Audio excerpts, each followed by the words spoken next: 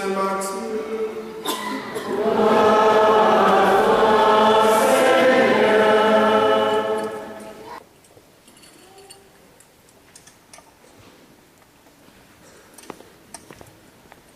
Jésus était né à Bethléem, en Judée, au temps du roi Hérode le Grand. Or, voici que les mages venus d'Orient arrivèrent à Jérusalem et demandèrent: où est le roi des Juifs qui vient de naître? Nous avons vu son étoile à Orient et nous sommes venus pour nous prosterner devant lui. En apprenant cela, le roi fut bouleversé et tout Jérusalem avec lui.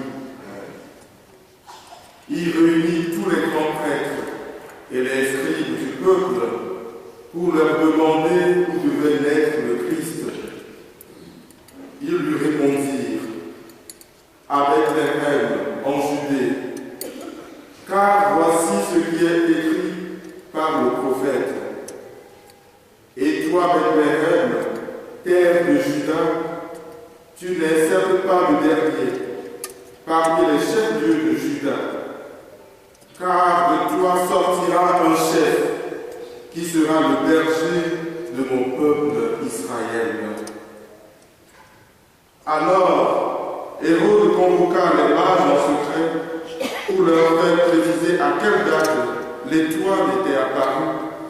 Puis il les envoya à Bethléem en leur disant: allez vous renseigner avec précision sur l'enfant, et quand vous l'aurez trouvé, venez me l'annoncer pour que j'aille moi aussi me prosterner devant lui. Après avoir entendu le roi, ils partirent. Et voici que l'étoile qu'ils avaient vue à l'Orient les précédait, jusqu'à ce qu'elle vienne s'arrêter au-dessus de l'endroit où se trouvait l'enfant. Quand ils virent l'étoile, ils se réjouirent d'une grande joie. Ils entrèrent dans la maison, ils virent l'enfant avec Marie sa mère, et tomba à ses pieds, ils se prosternèrent devant lui. Ils ouvrirent leur coffret et lui offrit leurs présents, de l'or, de l'encens et de la myrrhe. Mais, avertis en songe de ne pas retourner chez Hérode, ils regagnèrent leur pays par un autre chemin. Acclamons la parole de Dieu.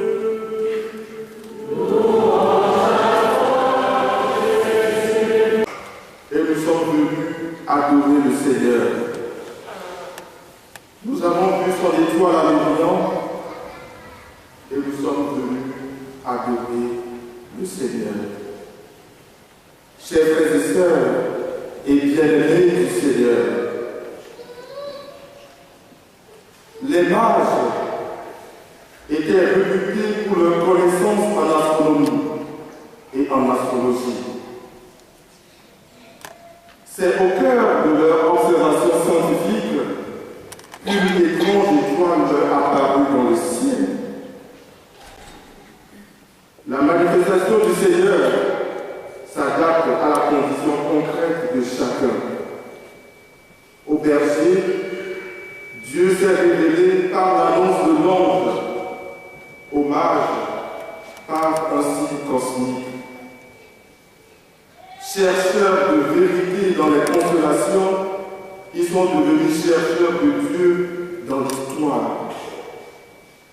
Spontanément, après le signe de l'étoile lumineuse, ils se sont mis en route, poussés par la quête silencieuse d'un roi de l'univers qu'ils ne connaissent pas encore, mais qui s'annonce devant eux et les guide vers lui.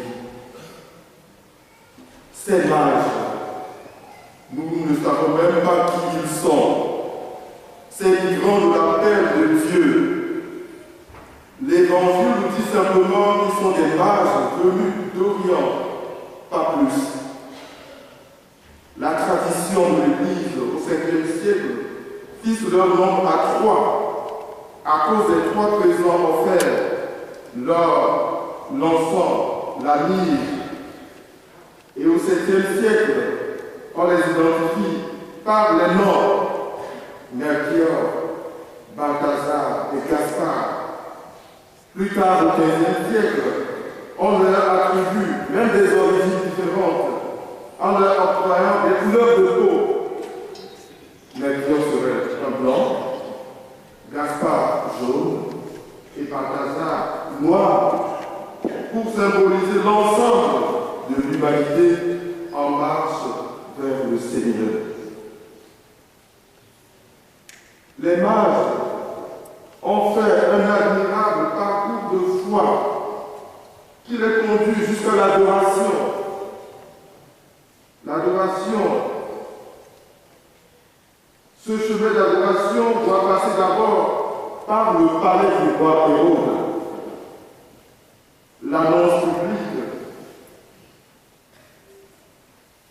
du Messie dans la crèche vient d'ailleurs à l'intérieur des cadres établis du peuple de Dieu. Hérode s'affole et tout le peuple de Dieu avec lui.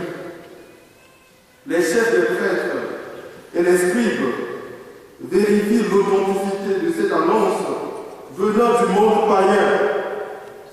Les récits de la promesse sur l'avènement du Messie indiquent un lieu, Bethléem.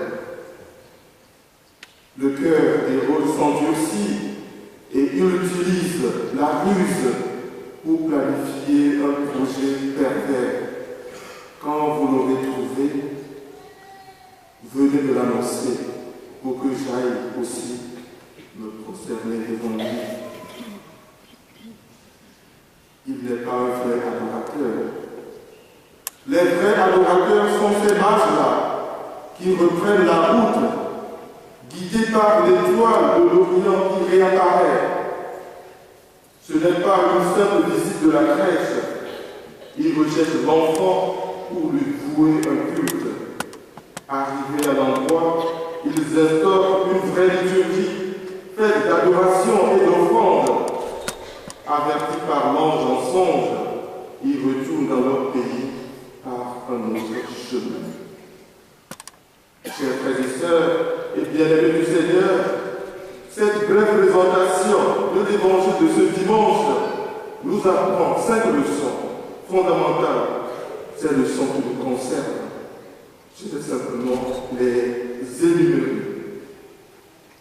La première leçon, c'est la mission. L'initiative de la mission vient de Dieu. C'est Dieu qui attire les hommes vers lui. Les hommes sont des coopérateurs à la mission de Dieu. C'est Dieu qui envoie en mission et c'est Dieu qui attire vers lui. La deuxième leçon, c'est la cohérence. Notre monde aujourd'hui a appris à isoler les choses les uns des autres. Les mages ont fait une cohérence entre la raison et la foi, la science et la foi. Aujourd'hui, on isole les choses, on parle de miséricorde sans parler de péché. On parle de communion sans parler de confession, de la résurrection en ignorant la croix, de la raison en ignorant la foi, du doute en ignorant la foi, de l'humain sans Dieu. Tous ces éléments sont isolés et errent indépendamment dans la solitude dans le monde. On a besoin d'une cohérence, c'est-à-dire de prendre tous les éléments ensemble, les éléments de la foi ensemble. La foi des mages qui nous aident vraiment à instaurer un monde de paix, un monde de dialogue, un monde où tous soient unis comme la prière de Jésus avant de quitter les cieux le demande qu'il soit un comme nous sommes là.